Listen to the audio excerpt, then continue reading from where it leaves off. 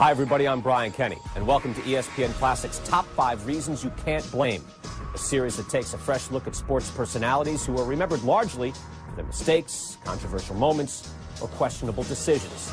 Our mission is not to further vilify these individuals, but instead to challenge conventional wisdom and re-examine what has been accepted as fact. You'll see new evidence, you'll hear new testimony. All you need is an open mind. In this show, we'll count down the reasons why you can't blame Kobe Bryant for the breakup of the Lakers. But first, let's take a look back at the collapse of the LA dynasty and why the All-Star guard has been accused of dismantling the three-time champions. They won 3 championships and went to the finals 4 out of 5 years. Phil Jackson is as good a coach as we've ever had in our sport, and they have 2 of the greatest modern-day players I've ever seen in Kobe and Shaq.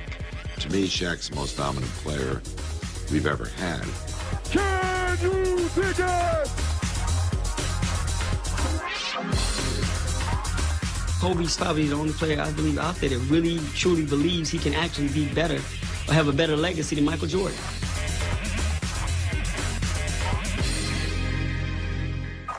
After winning 3 straight NBA championships, the Lakers didn't survive the second round of the 2003 playoffs.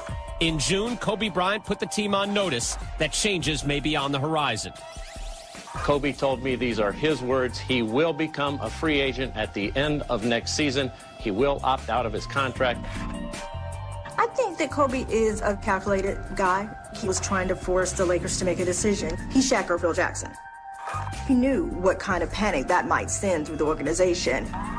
Without notifying the Lakers, Bryant traveled to Colorado to undergo knee surgery. Less than a week after the operation, the Lakers were broadsided by scandal. Bryant had been accused of sexual assault at a spa in Eagle County. I'm innocent.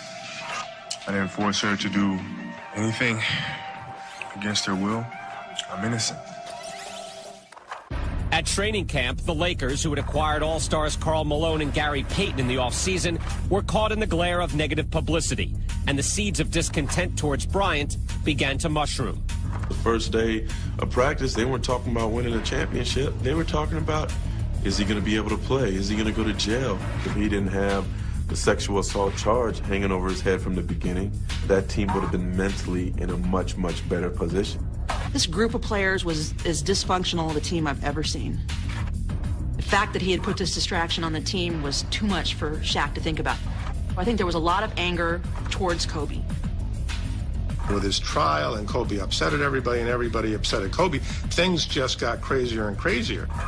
Both Shaq and Gary Payton said to the press, until Kobe's legs are stronger, he should pass the ball more. And Kobe apparently flipped out when he heard it. Kobe said, if leaving the Lakers at the end of the season is what I decide to do, a major reason for that will be Shaq's childlike selfishness and jealousy.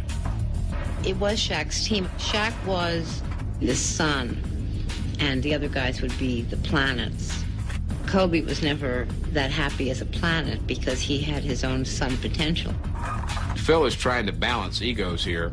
Remember, he got Michael Jordan to play together with Scottie Pippen and the rest of the Bulls, but I think Phil always ran into a brick wall when it came to getting Kobe to do the things for the team that he wanted him to do. He didn't respect Phil Jackson as a person. He respected him as a coach, but not as a person.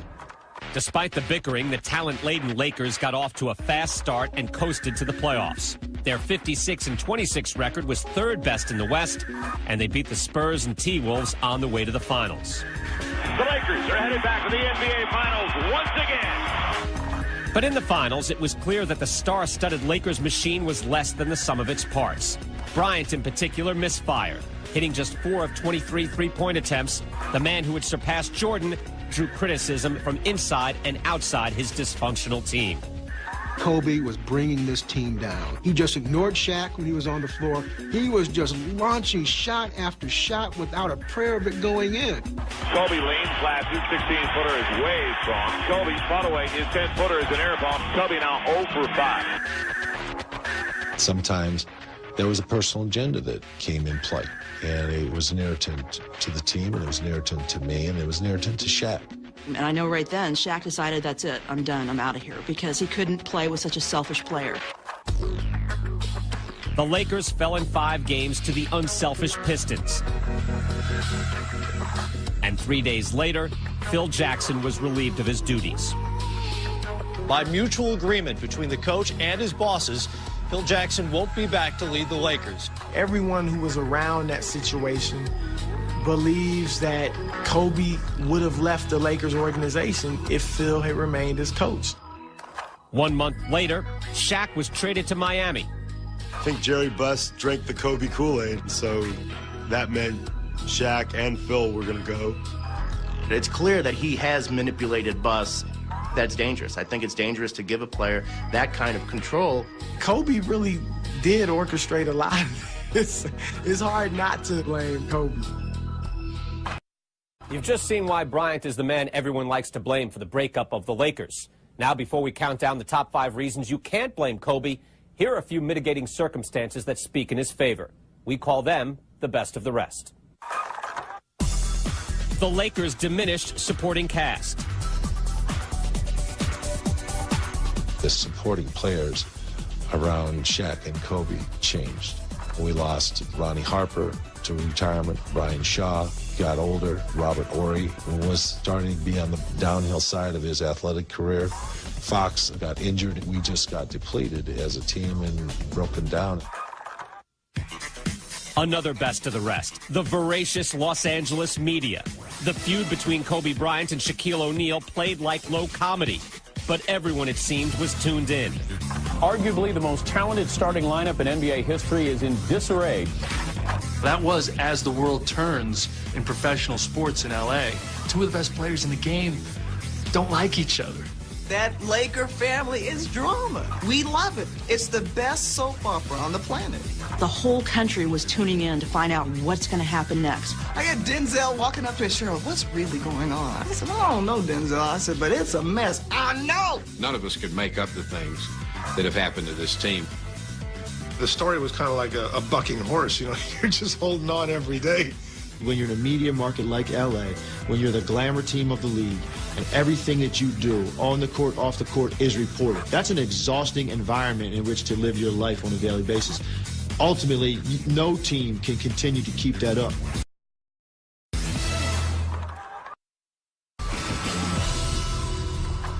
Welcome back. You've seen and heard the evidence and a few reasons that didn't make our top 5.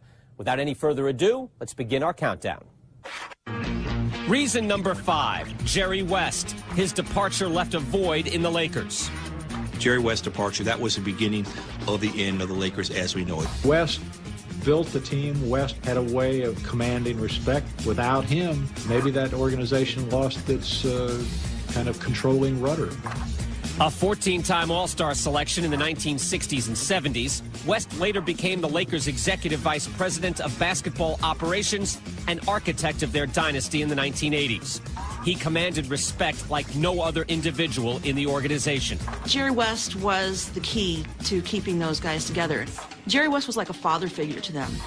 I think Jerry was able to reach Shaquille and Kobe both in ways that even Phil, I don't think, ever was able to. After West stepped down in 2000, the relationship between Bryant and O'Neal remained strained as the Lakers won 2 more titles to complete the three-peat.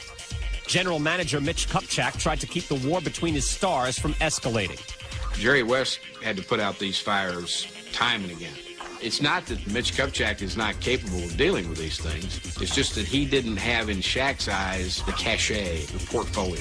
Same thing with Kobe. The absence of Jerry West factored into Shaquille's paranoia. Shaquille was desperately looking for someone in the Laker organization that he felt he could trust. I guarantee you, if Jerry West was there, none of this would happen, because he's a real general manager. He would have called us up in the office and cursed us both out and put us both in check. So you stop that and you stop that, that would have been squashed. Did that reason grab you? If not, we've got 4 more to go. Here's reason number 4. Karl Malone and Gary Payton. Their signings failed to bring L.A. a title. You can blame the whole experiment, bringing the 2 guys in for ratcheting up the pressure. On paper, they were world beaters. But when you really looked at these 2 aging guys, you could kind of see that it might not work. While the Lakers started the 2003-2004 season 18-3 and won the Western Conference title, their success belied a growing dissatisfaction that had spread beyond the squabbles of Bryant and O'Neal. Karl Malone readily adapted to Jackson's triangle offense, but not every player worked within the system. Gary Payton was the most frustrated player I've seen in a long time. He couldn't figure out the triangle offense. Gary Payton was a horrible fit for the Lakers, a terrible fit, very selfish player. Payton's a hand grenade in high tops. You just can't ever decide where he's going, what he's doing. For his part, Malone was a significant factor in the playoffs until he suffered an injury to his left knee in Game 6 against Minnesota. Hobbled throughout the finals against Detroit, the mailman couldn't deliver with his usual force. The straw that broke the camel's back was Karl Malone being injured, because Karl Malone seemed like the glue that kept this soap opera together. He was probably our best player all the way through the playoffs up until his injury.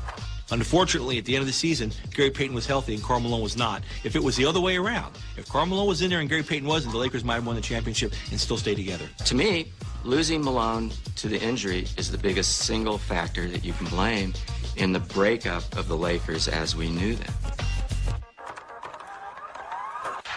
Coming up when our countdown continues, how much is Phil Jackson to blame for breaking up the Lakers? I think the Lakers got tired of Phil's act.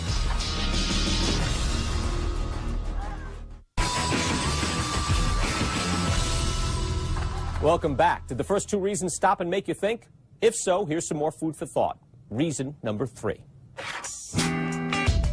Shaquille O'Neal. He had to be the man. Shaq told me I'm too big to ride in the backseat of anybody else's car. That's the kind of thing that creates tensions among your great player, your coach, your owner, and eventually that kind of thing wears everyone out. If Shaq's honest with himself, he would take some of the blame. He, for whatever reason, always felt as if he had to be the guy. This wasn't the first time Shaq didn't get along with a key teammate. Although he led the Magic to the 1995 NBA Finals and was the leading scorer in each of his 4 seasons in Orlando, O'Neal was reportedly frustrated with the freelance style of his top guard, Penny Hardaway. I think a lot of people were saying, well, Penny's the guy on this team, and I think Shaq is very sensitive to that. Shaquille has a little bit of an insecurity thing. Shaq does need to be treated like #1 guy, for him to feel right about it. When O'Neal signed a 7-year, $121 million contract with the Lakers in 1996, he didn't know he eventually would be sharing the spotlight with a player who would come to the pros straight out of high school. Shaq said, I'm the big brother, Kobe's the little brother, and without really knowing Kobe, and Kobe wasn't going to be anybody's little brother. You have to single out somebody to be the man of the team. But they tell you there's no I in team. That's a lie. Shaquille is that I in team. Kobe never deferred to Shaq. Kobe didn't need taken care of. Kobe didn't want to be taken care of. As far as Shaquille O'Neal saying that this was his team, Kobe said it doesn't matter whose team it is, but since it is his team, no more coming into camp fat and out of shape. Kobe finally said, hey, man, I'm the best player in the league. Why am I always the little brother? Making Kobe feel like that was Shaq's biggest deficiency in this whole relationship that finally deteriorated. We've had our spats, we've had our share of arguments on the floor, for various reasons. He used to get mad at me for not playing team basketball. I used to get mad because he wasn't in tip-top shape. It was Shaq's team. Shaq believed that Kobe was kind of an invader, the young guy stealing the spotlight from him. Shaq was not going to put up with that for very long. You better like me. That's his attitude. And he doesn't know how to handle it if somebody doesn't like him. He can't just let it go. And so he's always harped on Kobe because of that. And he made Kobe's life tough. 3 reasons down and 2 to go. Here's reason number 2. Phil Jackson. He lost control of the Lakers. The beating of the drum replaces the heartbeat. We try to talk about a beat in just playing our games. Trying to get everybody kind of uniting at the same beat, in the same rhythm, in the same mood. It doesn't matter how much yoga or Native American chants you bring into the locker room. At some point, players get tired of your act. and I think the Lakers got tired of Phil's act. Phil Jackson talks about the Zen. What happened to the Zen with Kobe and Shaq? Didn't the Zen keep these guys together? No, they're at each other's throats.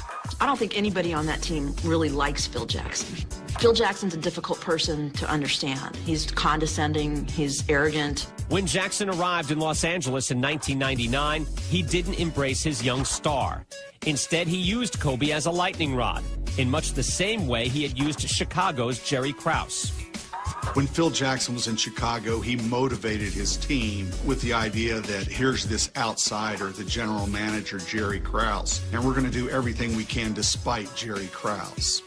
And when Phil arrived in L.A., part of what he did was he used Kobe as an outsider to motivate the rest of the team. He was the guy that Phil Jackson always identified. You know, when things would go bad, it was Kobe's fault. When they'd win, well, it was Shaquille and Phil. And I think probably that ate away at Kobe a little bit, to the point of driving Kobe away. Phil Jackson has really shaped the public image of Kobe Bryant and was devious in that. During the 2003-2004 season, when Bryant's legal situation cast a long shadow over the Lakers, Jackson maintained his distance from his troubled star. I stood away and apart from Kobe and let him have all the space. And as a result, he needed more attention. And I think he felt unappreciated by me. And I probably played my hand wrong. According to Jackson, he met with general manager Mitch Kupchak in late January of 2004 and issued an ultimatum. The essence of what I said was basically that I don't think I can coach Kobe anymore. I can't reach him. And if you want me to continue on with this ball club, then the change has to be made. And if you want Kobe on this ball club, then I have to go. I think Phil was tired of the sandbox fights. I think he was tired of the drama. He'd taken that team as far as he could. I basically made the owner make a choice. And I knew the choice was, obviously, you're going to stay with the player. If there's anything that Phil Jackson failed at in Los Angeles, it was this building of a relationship with Kobe Bryant. The things that Phil used psychologically to move that team along ultimately eroded the team's nucleus and ended up in major conflict. We're down to our final reason. Have you guessed what it is? Stick with us. The top reason why you can't blame Kobe Bryant for the breakup of the Lakers is next.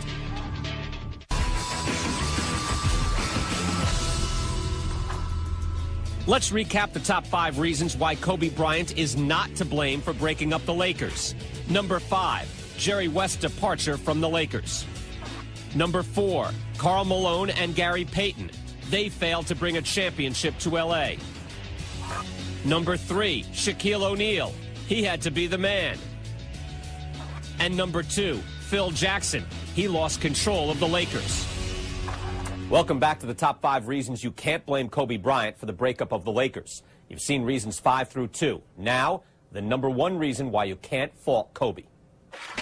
Jerry Buss. It was the Lakers owner who chose form over substance. When Jerry Buss saw Kobe Bryant go up and down the court, he saw Magic Johnson and Byron Scott in the 1980s. He saw Showtime revisited. Jerry Buss, he said he wanted a faster, more dynamic team. He didn't want the Rolls Royce, he wanted the Maserati. He had a coach who was not really a run-and-gun coach. He certainly had a center who wasn't going to run up and down the court, and he had a guy in Kobe who could do all that.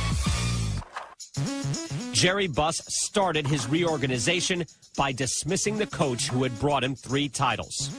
When they got rid of Phil without calling me, I knew things were about to start going down. This ain't something I want to be a part of. In the midst of the turmoil, O'Neal demanded an extension to his $29 million a year contract. Buss didn't budge, and Shaq was traded to Miami. It's done. Shaq's gone, and L.A. belongs to Kobe.